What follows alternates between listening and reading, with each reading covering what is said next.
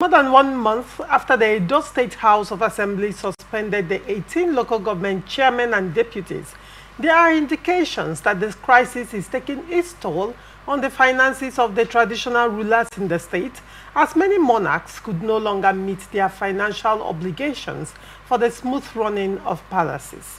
ATN reports that traditional institutions in the state are constitutionally entitled to 5% of the local government monthly allocation. He was also gathered that the political face-off between the now impeached local government chairmen and deputies by their various legislative houses is hindering the functions and smooth running of traditional council's administration in the state. Recall that the State House of Assembly had on December 17, 2024, suspended the local government chairmen and deputies for 2 months over alleged insubordination to Governor Monday Okpebholo. A source familiar with the development, who spoke on condition of anonymity, opines that the political crisis in local government administration is responsible for the financial strains in the traditional councils. According to him, many of us have not been paid our December and January salaries. The traditional rulers are also affected. We have family responsibilities. It's our hope that Governor Okpebholo will find a way to navigate the traditional institutions through this crisis. When contacted, Paul Ohombamu, the Commissioner for Information and Orientation, described the allegations as untrue and unfounded. Ohombamu alleged that the allegations were being made by politicians who never see anything good in the Monday Okpebholo-led administration. He said, "They are not telling the truth. Nothing of such ever happened. Why would the state government hold on to the local government's money? For what now?"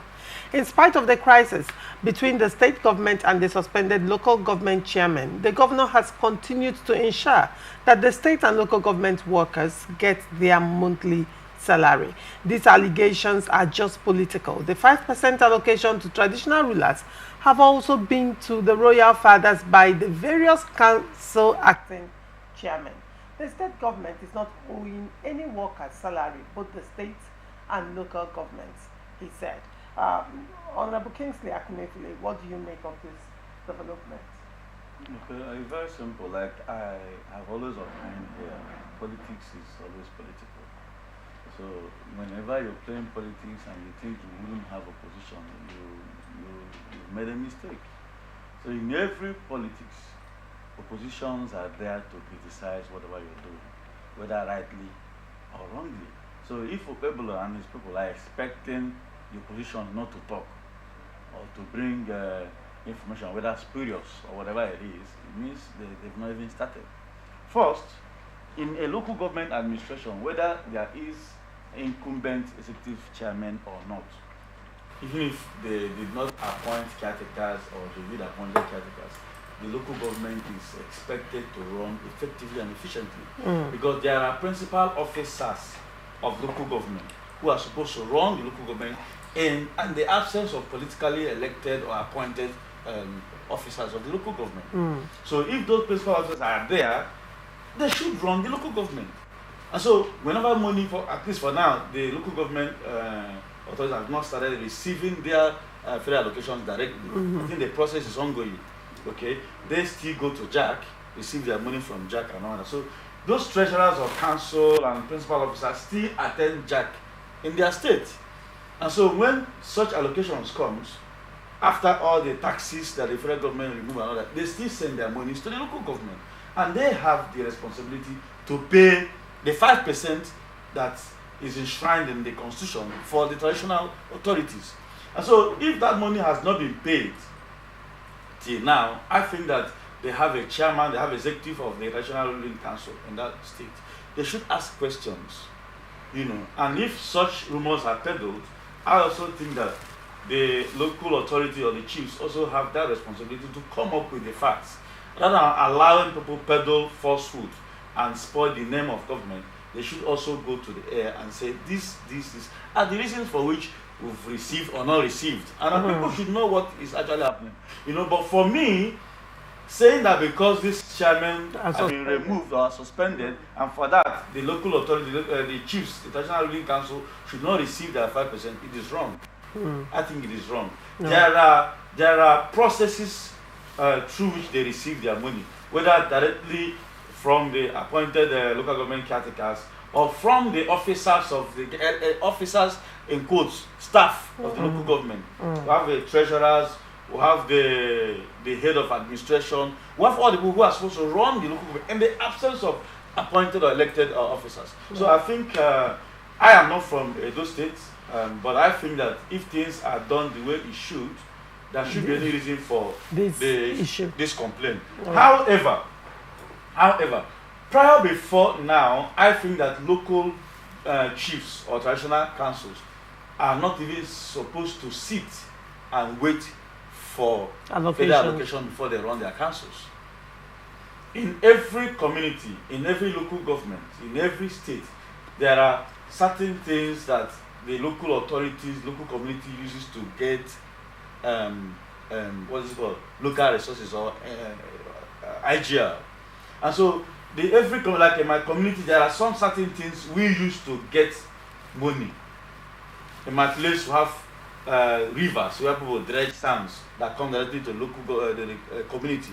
We have different sources of income for that community. So if a community or a local government is properly organized in the through the traditional institutions, there should be some stipulated areas for which they get their own resources. And I think from there, they should run their community even without running hand in hand to the government. This is the reason for which the government insults local chiefs. They do not, today, no governor has respect for the traditional ruling council because they give them money, they dash them money, they wait for them to pay them and all that. And at the end of the day, they are not susceptible to whatever they do. So that's why they insult them, they talk to them carelessly, they withdraw their staff of authority, give them at will. I think it is high time too that our traditional authorities will begin to see the reasons for which they seize their independence. Sit up, look at within themselves. What can we use to generate funds here to sustain ourselves and the traditional stools, so that they would go away from this running to the governors at will, and the governors decide whatever they. Last time, a governor was telling a whole chairman of local government traditional institution, you are shaking your head like Osama bin Laden. You are shaking your head, you are wearing this and all that. Why? Because these guys go hand in hand to the governor, begging for food. So why wouldn't the governor insult them? Right. He who pays the piper, they say, dictates the tune. So when the governor dashes you money at will, he can call you to lie down, and you lie down for the governor. Rather than the governor, that should be the opposite of it. In a normal traditional setup, the governors run to the traditional councils. But these days, you see any little thing, the governor will command them to come. Most time when the governor is coming, they line up at the airport with their big, what's it called, all that. That thing should end. I think it should end. All right. Okay? So that's my position on that matter. Very well. Amy, what do you have to say? My man, they have said almost everything. You see, when he was talking, I was just laughing because. And you were shaking your head as well. I was shaking my head because he was actually saying some of those things that are actually boiling my mind. You see, respect, they say, you don't get it. This is where many people are missing it. You earn it. You earn respect. If you want people to respect today, you must identify your strengths and weaknesses and define the means through which you will earn that respect. But if you think just because you are given one title or you have certain number of age that you sure about, you think everybody will just bow to you, are deceiving yourself. In homes, I see this thing causing problem. He doesn't respect me. He doesn't have respect for traditional rulers. He doesn't. How will he respect you when you not earn the respect? Work out your salvation. In salvation in this context, work out your respect so that people will come to you and respect you the way they ought to respect you. But if you present yourself to be insulted, you'll be so insulted. And it's not man's fault, it's your fault.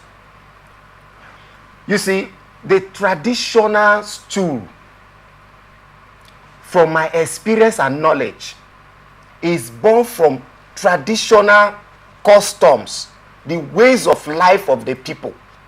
And that traditional stool happens to be the kind of a custodian, the umbrella that covered those people. And from those days, I remember these people were taken care of from the resources within the community.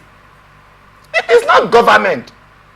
That was the era you will see a traditional ruler, no matter how small, tall, short he is, fair or dark, he is. No matter how quack the chair he's sitting on is, if he speaks, people say, the monarch has spoken, no. People will respect. You see people of exalted offices, public office, people that will come and bow. They say, the chief has spoken, the Onorogu, the Oba, the this has spoken. And you have no choice than to subject whatever you want to do to that their decision. Because the people will stand by him, the man has his own respect. Then what has changed? Late Benjamin Okumagba happens to be one of the traditional ruler of Okere Kingdom of Delta States, within Urobo houses there. When he was elevated to that position by his people, he got to a point where the Oduanga administration then was saying, oh, they will not give him the staff of office. Some people were actually working for him not to be given because they believe that it's an opposition to the government in place there. While some were saying, no, he doesn't even need it. The man did one thing that I so like. He said, based on the history of their kingdom, it is not government that give them that staff. It is the people. I am here to govern my people. I am here to protect my people. It is not the government to give me that recognition to do it. Then where is the place of my people? It is my people that will decide. So therefore, I don't need any staff of office from government. Don't come and give me any staff of office. I don't need it.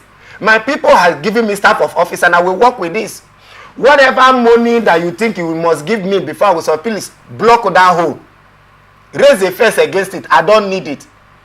Then my people will go to the market and trade according to our custom and tradition. That on the market day, they bring food. On the market day, they bring certain resources. All this will be gathered in my warehouse. This will be eaten from there. My family will support me.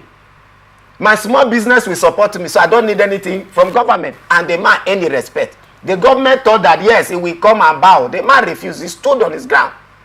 When they are going to line up to welcome, like my friend said, to line up at Airport Road to welcome governor, public commissioners, and he doesn't go there. He will always remain in his throne. The government of that day have no choice but than to write to him again that we want to come and give you the stuff. He said, I don't want it. Government started, he said, I don't want it. And he refused to collect before he died. He earned that respect. Government respected him. What has happened to these days? We have, I'm sorry to say, with all due respect to our traditional ruler, not every one of them are like this. We have beggarly traditional rulers these days who will want to become a traditional, not because he has interest of the people or the custom and tradition of his own place, but because of what comes from government. That is their interest. The money from government, what I will enjoy, the entourage that I will join, the government has that I will be going to take juice. At the end, you go and line up to wait for one small boy, small woman, as a traditional ruler, disgracing the people all in the name of what you want to get from government. It's an aberration. He rightly outlined what happened at the local government level. The political hair are just the elected chairman they are appointed. They are just political hair. They are just like supervisors. They are the real people who run the administration are there. Here come, here go, they are there. They are to serve until their tenure will expire by law. Not the political appointment will serve a few years and they are gone. These people are still saddled with the responsibility of disbursing these funds. It's just like a ministry. If there is no political head, will the ministry stop functioning? The PAMSEC is there. All the directors, they are there to run that ministry. It's the same thing at the local level. Nigerians, yes, I know, political philosophers have talked about the importance of the substructure. Man need to meet his bill. Man need to pay school fees. Man need to eat. He need to dress well. He need to buy car. He need to flex around women and all that as African tradition demands. Yes, all these are necessary. Flex around women and the rest of them. And he pegged it on African tradition. And the rest of it, that's African tradition, right? These things you do them. You meet religious obligations and the rest, you pay tithe, you need all those things. But the point now is, should we continue living by the dictate of the stomach for us to be who we are? The answer is no. Man must not live by bread alone. Sometimes we need to sacrifice to get the right things done. This is why politicians have coined a means of blackmailing people. Emotional blackmail is part of Nigeria politics. I don't know if you have not noticed it. When somebody will come and speak, he will be speaking as if he's talking to the emotions of the people, because he have understood the sentiments that drives the minds of the people. And he will talk in that direction. And the people will hail him as the angel. This is one of the blackmail that these people are using. Oh, it's affecting the traditional rulers. It's a means to blackmail the government and blackmail the people emotionally to rise against the government, that, oh, they are against the traditional rulers. They are against the people at the grassroots. So rise up, hate this government. And several times we have been falling and playing to the gallery, unconsciously, serving the interests of these political deceivers who will manipulate the people and use them as tools to achieving their selfish political gains. We have been doing these things, and that is what they are trying to do today. The traditionalists still cannot run again. They cannot do this again. Oh, their wives are hungry. Oh, their families are this. They can't meet their needs again. You see, what they are trying to paint now is that the government is wicked. Rise against this wicked government. Don't allow them to enjoy peace. And the people will ignorantly stand again and serve the interests of some selfish persons. And they will not ask, are this money actually going to these people? No. Yes.